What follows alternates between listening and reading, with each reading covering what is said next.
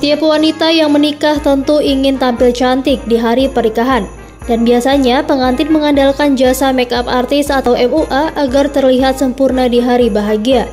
Sayangnya terkadang ada saja kendala tak terduga yang terjadi, seperti yang dialami oleh pengantin wanita bernama Evis ini.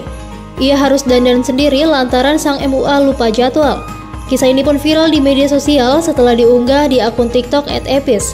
Jelang pernikahannya, Evis diketahui telah membooking vendor untuk acara pernikahannya, salah satunya jasa makeup artist.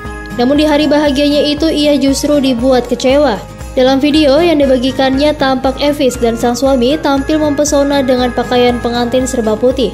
Keduanya tampak bahagia memamerkan buku nikah. Kemudian di foto selanjutnya Evis hanya tampil ala kadarnya. Ia mengenakan kebaya putih dengan riasan simple sehingga penampilannya terlihat kurang on. Ternyata Evis lah yang merias wajahnya sendiri lantaran MUA lupa jadwal.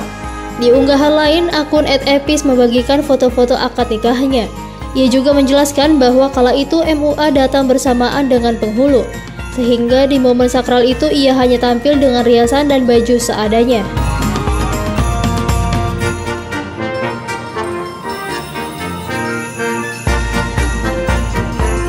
Terima kasih sudah nonton.